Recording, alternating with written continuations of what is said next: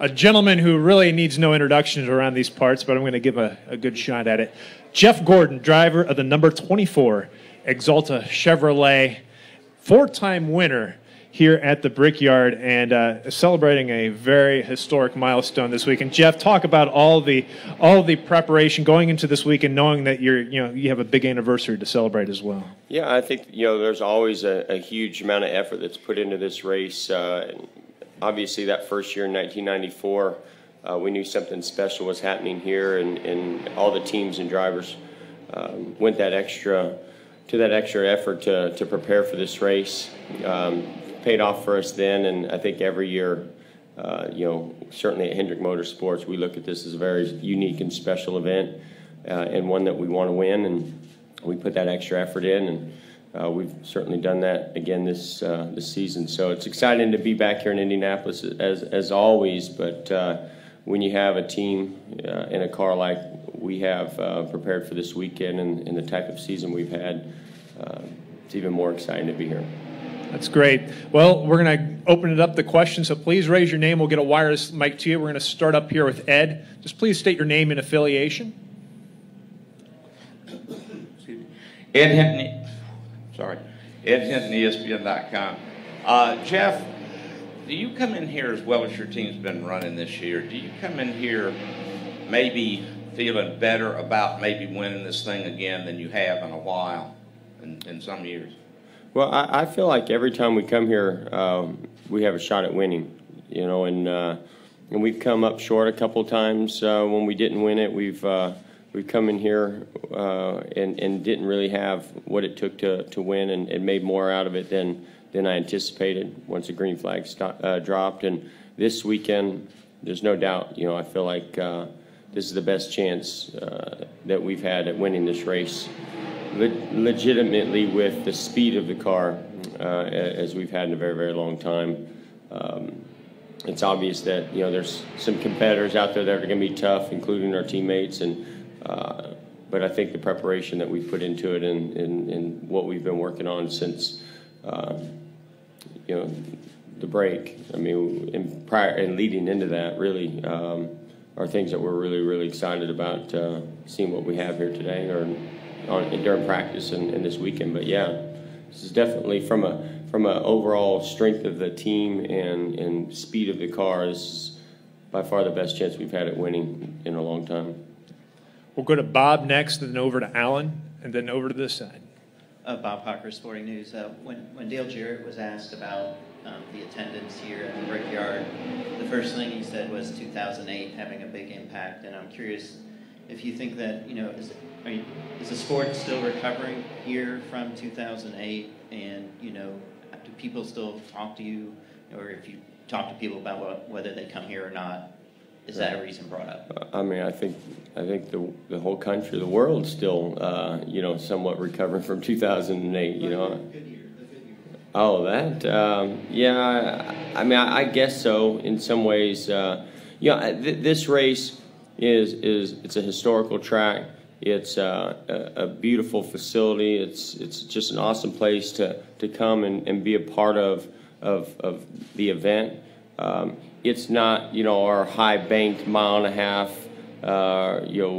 Atlanta. It's just not that. And so you come here to see stock cars. You come here to be a part of a NASCAR event. You come here because it's Indianapolis. You come here to see the cars fly down these long straightaways.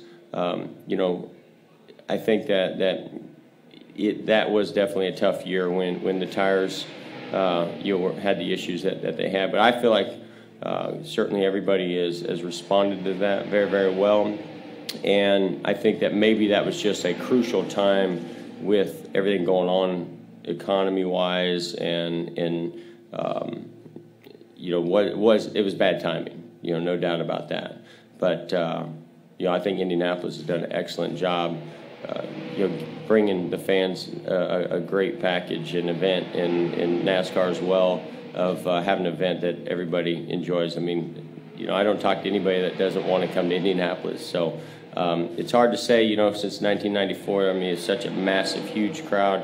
It's hard for that event not to, kind of flatten out a little bit, but it's hard to say. I'm looking forward to seeing the crowd this week. You know, I think that we go places where we're surprised with the crowd. We go other places because it's bigger than what we anticipated, and other places we go and it's not as big. So, gosh, all I know is I go to every race trying to put on the best race we can and hope the fans enjoy it and that we have a big crowd. We'll go to Alan next, the gentleman in the gray, and then back to Claire B. Alan Cavan, NASCAR.com. Jeff, 20 years after winning it the first time, you're still probably one of the favorites to win this weekend, and most people wouldn't be surprised after 20 years that you could still win this race.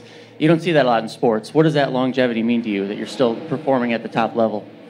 Yeah, it's extremely important to me. I mean, that's you know, that's really what got me interested in racing when I was a kid. And somebody handed me an Open Wheel magazine last night when I was leaving our charity bowling tournament from 1990. It had an article on me in it. And I just happened to get back to the bus. My nephew from Belgium, as usual, is here traveling with me this summer.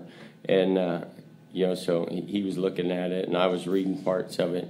And I was blown away in 1990, like this whole plan that my stepdad and me were on, you know, to go NASCAR racing. You know, that the things I was saying when I was 18 years old in this magazine, and how 5 years later I won the Cup championship. You know, 4 years later I mean, I had no chance at all at that moment in my mind of ever racing here. And yet 4 years later, I was winning the inaugural Brickyard 400. It's an incredible ride that I've been on, and ever since '94, those 20 years of just getting the chance to race here is something that I'll always have as great memories. And it's awesome to know that every year we can go back and have a shot at winning. But again, like I said, no better chance than this year. You know, it's just Hendrick has. You know, just been on top of their game, and I feel like Alan and the 24 team has really stepped it up this year, and that's why we're leading the points, and that's why I'm so optimistic and excited about this weekend. And yeah, you know, it's important to stay competitive, and that's what I've always wanted to do, and that's what got me here, and hopefully that's what keeps it going longer. We'll go to the gentleman in the gray, Claire B., then up to Dustin. Yeah, Jared Turner, FoxSports.com. Jeff, what, if any, changes would you like to see made to the 2015 Cup schedule?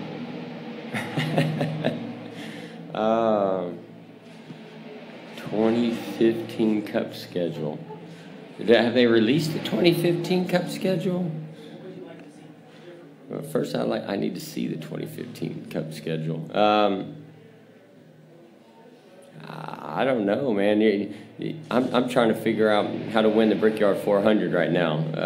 You got to talk to somebody else that thinks further ahead like that. I mean, I am trying to see how I can get my kids through college, but beyond that, I'm pretty much just looking year to year, race to race, and I haven't looked that far out yet. I'll get back to you on that. Postponed to a later date. Let's go to Claire B. Claire B. Lang, Sirius XM NASCAR Radio. So many of the winners at Indy and NASCAR have been champions or Hall of Famers, and so many times the winner at Indy is the champion in NASCAR. Why is that? Why do you think that is? And then one quick follow-up, if I might, and that is with knowing this could be your best opportunity, you said now, to win. Does that put pressure on you? Do you feel that pressure because your car is so good? Or do you sort of feel the relief knowing everything is so good? There's more excitement and anticipation than there is pressure. You know, the pressure comes on the final restart if you're in position to win. Pressure comes, you know, if you're 5 laps to go and you're battling for the win. That's pressure. Right now, you know, there's no pressure. It's just about going out and focusing on practice and getting the car right, and you know, hoping that all the work that we've put into this season in our cars and what we think we're going to need here pays off. What was the other part? Oh, yeah, you know, I don't know if that's coincidence or not coincidence. I think that this is a track that demands the best team, the best cars, because track position is so important here. It's so hard to pass here. And because of that, what happens is the pit crew becomes crucial, the pit strategy becomes crucial, and the speed of the car, especially in qualifying, becomes crucial. And to me, that means that typically, I'd say, I don't know what the percentage rate is of those who go on to win the championship, but typically that means that the best team's gonna pretty much win this race, which means that they're probably going to be the one to beat for the championship. Go up front to Dustin, and then back to Marty. Dustin Long, MRN.com. Jeff, last couple of years, you kind of had to fight and scratch and claw your way into the chase, or kind of, deal with it all the way almost to Richmond. In the position you're in this year, what does it allow you to do? How different is it as you move closer to the chase in that sense? And second of all, you kind of sound a little froggy. How are you? Anytime I take a break, I come back with a sinus infection or cold or something. That's what happens when I rest. Now I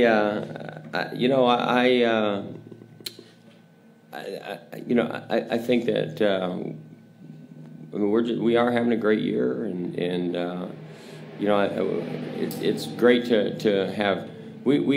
We've not had maybe this strong of cars in the last few years, but we also had some really unfortunate circumstances work against us in the last couple of years.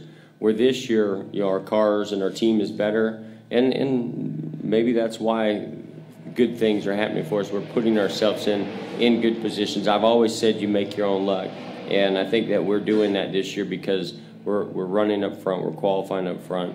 We're making smart decisions. We've got good race cars, and so it's great to be in this position. But we also look at our competitors, and we know that we haven't won the most races, and we need to win more. So we're taking what we've done so far, and we're looking at the positives and how good it is, and we're enjoying that. But we're also working really, really hard because we want to be the best out there. And I feel like even though we're leading the points with this new point system, we got to be better than this if we're going to win the championship. Marty Smith, ESPN. Jeff, you're a sprint car guy, vested. What was your reaction to Stewart winning the first time he got back in one of those things? And what actually is that challenge? Describe for us what he actually accomplished. Well, I cannot describe what goes on in Tony's head. I don't think many people can of what that challenge is, but I admire the heck out of him. The guy is just an amazing competitor and talent. It's hard to say. What I thought of it was, wow, that's amazing. Like most people did, and at the same time, I can't say I was totally surprised. I mean, that's Tony is. When you've raced with him and seen his talents side by side, you realize that he's whatever he puts his mind to, he's pretty much capable of doing it. So, I look forward to watching him run some more sprint car races. But I mean, he's obviously got a determination and a goal that only he can describe what that is, and I think it's cool. I mean, I know it's a little crazy, but that's Tony. Well, two more questions. We'll go to Rich, and then we'll close it out with David. Rich Knight from Channel 13 here in Indy. Jeff, I won't ask you when you're retiring, but when you do, you're already a car owner. Do you see yourself being a guy who would continue to be on the NASCAR circuit every weekend, being involved in the racing that way, or would you step away once you're done driving? I mean, I love racing, and I love being competitive, and so I think that when that day comes and I'm not driving, I'm going to have to fuel that desire of being competitive in me in some way, somehow, whether it means that I go drive something else, just for fun, or if my kids are involved, or my role at Hendrick Motorsports. I think that's going to be kind of up to Rick Hendrick. He keeps saying he wants to do more fishing, and he'd like me to have some of those meetings, but we'll just see. I mean, it's kind of hard to fill the shoes of a Rick Hendrick. That guy's such an amazing business person and just person in general. So I don't know if that's a role for me, but I definitely want to stay involved heavily with Hendrick Motorsports because I love the organization, and I'm fortunate to have a position there to be more involved behind the scenes one day. Close it out here with David. David Caravello, NASCAR.com. Jeff, given the temperature-sensitive nature of this racetrack, I wonder how you feel like that's going to play into the strategy of group qualifying. Is that first segment going to be 43 guys waiting on a cloud? Yeah, we're just hoping it's not a rain cloud. Yeah, and it could be that too. If rain's coming, you gotta get out there, and you don't want to wait too long, because if it's wet, I'm so curious to see how NASCAR is going to handle one of these sessions. I actually thought it was going to happen in New Hampshire, where the clock goes green and nobody goes out, or maybe a few cars go out, and we all had time to go out on the track, but we chose not to, and then it rains. Who's on the pole? And so, that very well could happen this weekend, but there's no doubt you want to have the best conditions. This is such a big track, and takes a lot out of the tires in that one lap, and you want to have the coolest track you possibly can, and if you can catch a cloud, then yeah, you're definitely going to find a lot of speed. We've seen here when we've started qualifying in the morning how fast those early cars are, and just how tough it is to maintain that later in the day. Yeah, thank you. Jeff, before you leave, I'd like to call to the stage Indianapolis Motor Speedway President Doug Bowles, who has some special things for you today. Okay, thanks. How's it going? Good. We thought since we had you here, we wanted to take advantage. You are our inaugural winner. We talk an awful lot about Ray Haroon at the Indianapolis 500, and while that's 103 years ago, it's hard to believe that it was just 20 years ago that you were winning the first Brickyard 400. And as I was sitting thinking, over a third of the wins in the Brickyard 400 have been by Hoosiers. You lead that way, and Tony had a couple, and then obviously Ryan picking up a win. So this has been an event that our fans get excited about, and certainly love having you here. You cut your teeth on a lot of racetracks around here, so people have seen you from the time you were a teenager all the way up to where we are today. So we're really excited about that. We're fortunate in the city of Indianapolis to have a mayor here that loves motorsport and loves the Indianapolis Motor Speedway. In fact, it's hard to get Mayor Greg Ballard to go back downtown. He hangs out with us quite a bit. We love having him. If any of you were here at the beginning for our inaugural Grand Prix of Indianapolis, our mayor was standing trackside as parts were flying around him, and we had to run him off to the hospital, and he continued. Kind of the same situation last night at the bowling tournament. Flying around. He continues to come back every day, but the mayor has a special proclamation we'd like to issue while we've got you here, Jeff, and then we've got one more thing that we'd like to present you with. Yeah, sit. All right, that's fine. Well, Jeff, 20 years ago when you were here, I was still in the Marine Corps. I had a 23-year Marine career, and as you may remember, that was just a couple of years after the first Gulf War, in which I was in. And I think most of the military that comes out, things like that, they want to go back to things that are quintessentially American. And this was our first NASCAR race. First race I brought my son, and you won it. And I was stationed in St. Louis at the time. We drove over to watch the race, and we became fans of yours ever since, and we've been following you ever since. And so we were, the Ballard family, big fans of yours.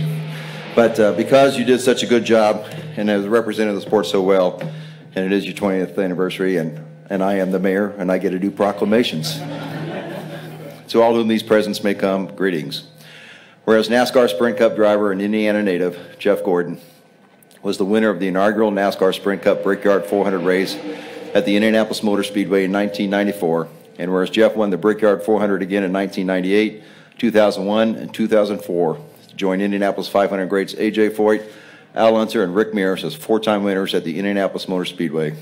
And whereas Jeff has established a long-term relationship with Riley Hospital for Children, providing funding for new construction and equipment, and most recently contributing $1.5 million to establish the Jeff Gordon Children's Foundation Pediatric Cancer Research Fund. And whereas Jeff hosts an annual bowling tournament each year before the Brickyard 400 to raise funds for Riley Hospital for Children, and to date has raised more than $3.5 million. And whereas the city of Indianapolis commends Jeff Gordon for his charitable contributions to Riley Hospital for Children and commemorates the 20th anniversary of his victory of the first Brickyard 400 in 1994. Now therefore I, Gregory A. Ballard, Mayor of the City of Indianapolis, do hereby proclaim July 27th, 2014, as Jeff Gordon Day. Appreciate it. Thank you for everything you've been doing. I just hope my competitors are respectful of this on Sunday. Just sort of move out of the way. I hope so. I hope so too. By the way. Thank you very much, All right. man. I appreciate it. Thank you, guys. One more thing. But wait, there's more. Sorry, yeah. One more thing. We do have the coolest mayor in the country. Not only is he a great leader of the city, just having him as a great race fan, it's great to have Mayor Ballard around. Our fans love having him here. Thank you for taking the time out today to do that.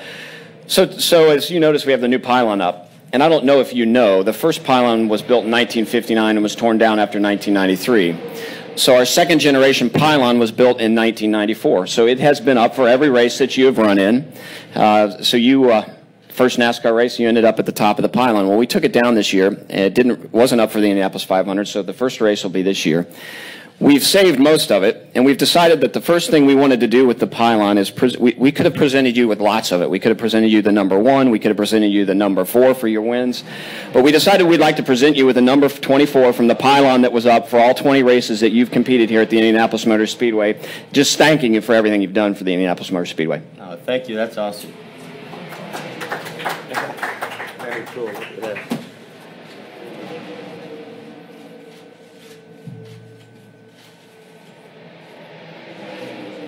That's awesome. Thank you so much. Thank you. Thanks for everything.